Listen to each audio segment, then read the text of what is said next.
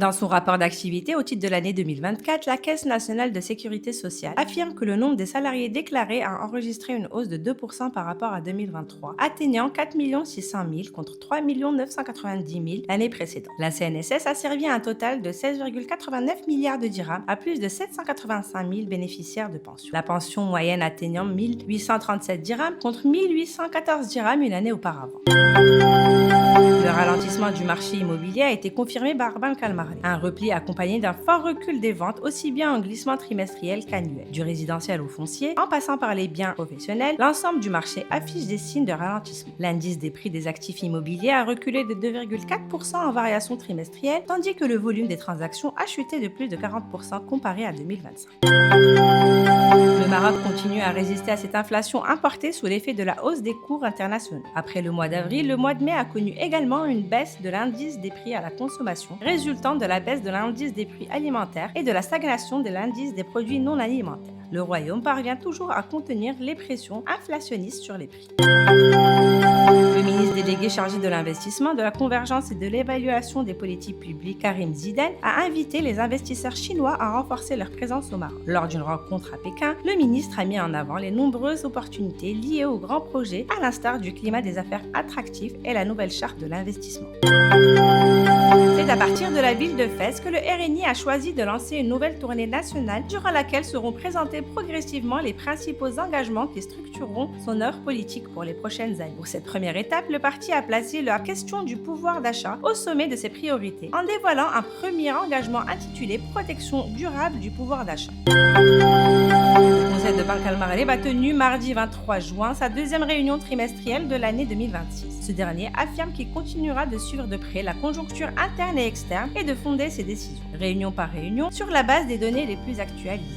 Le conseil a jugé approprié de maintenir le taux directeur inchangé à 2,25%, annonce la Banque centrale à l'issue de son conseil d'administration. Le géant mondial des phosphates vient de clôturer avec succès par appel public à l'épargne une émission d'obligations subordonnées perpétuelles de 5 milliards de dirhams, intégralement placées auprès des investisseurs institutionnels de la place. Avec cette opération, le groupe OCP continue de miser sur les instruments de financement hybride.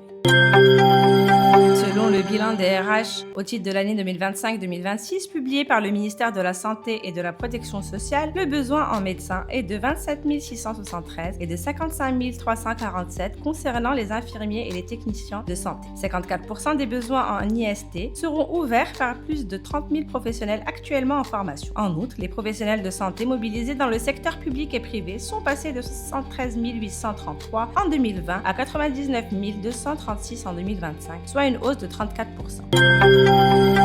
Les hommes d'affaires français sont à la recherche de nouvelles opportunités au Maroc. Ils cherchent à renforcer leur présence au Maroc dans des secteurs économiques clés et ce, dans un climat de forte concurrence.